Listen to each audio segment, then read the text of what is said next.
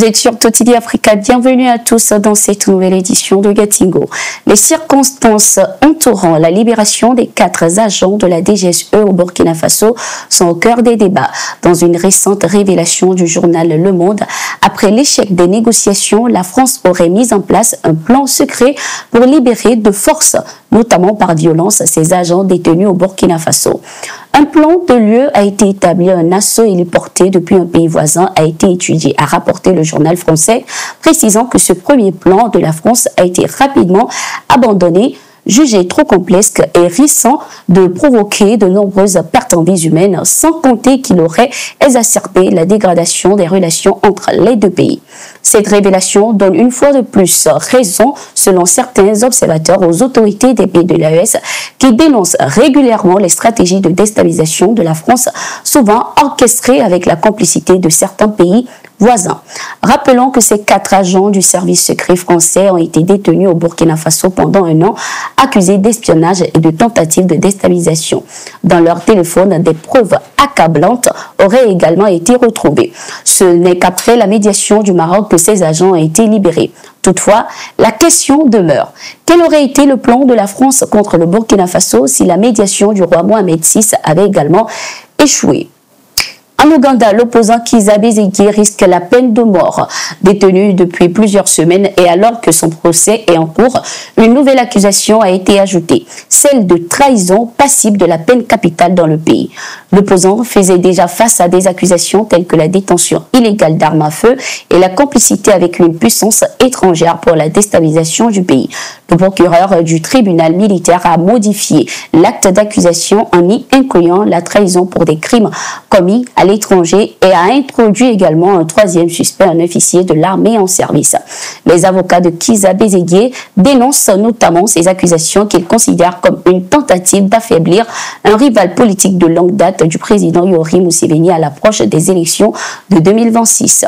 Il convient de préciser que l'opposant Kizza Besigye a été enlevé au Kenya en novembre dernier pour être transféré dans une prison en Ouganda.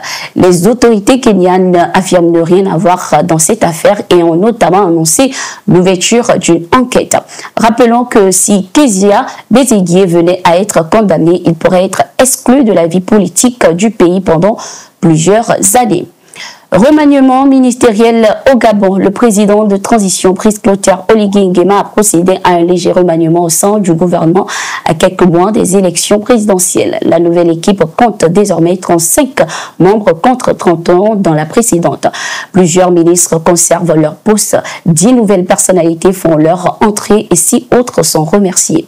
Le premier ministre Raymond Ndong Sima garde son poste. Marc Dumba est nommé ministre de l'économie en remplacement de Messa Moussi, déplacé à l'environnement.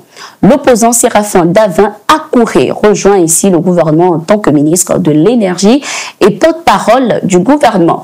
Selon les informations, certains ministres sortants, notamment le capitaine des vaisseaux Loïc Ndinga Oudouma, ministre des Transports, et Dr Jean-Jacques Ogan, ministre de la Jeunesse, de la Culture et des Sports, ont obtenu des résultats jugés mitigés.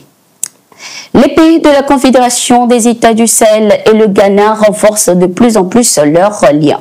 Le Premier ministre du Mali, le général Abdoulaye Maïga, est au Ghana depuis ce 15 janvier 2025, porteur d'un message de son président, le général Assimi Goïta, à son homologue John Mahama Dramani. Au cours de son séjour, il aura également des séances de travail avec la partie ghanéenne où le renforcement de la coopération sera au cœur des échanges. Le nouveau président ghanéen a ainsi exprimé sa volonté de coopérer avec les pays de l'AES, notamment dans le domaine de la sécurité pour éradiquer le terrorisme en Afrique de l'Ouest. Lors de son investiture, le président du Faso, le capitaine Ibrahim Traoré, s'était personnellement rendu à la cérémonie, tandis que le général Abdourahmane Tiani, président de transition du Niger, avait envoyé son premier ministre Lamine Zeine en sa représentation.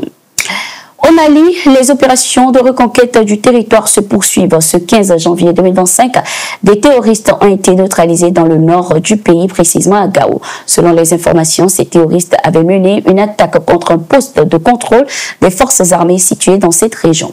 Grâce à la vigilance des soldats maliens, plusieurs assaillants ont été neutralisés et leur matériel récupéré par la même occasion. C'était tout pour cette édition. Merci d'être resté avec nous.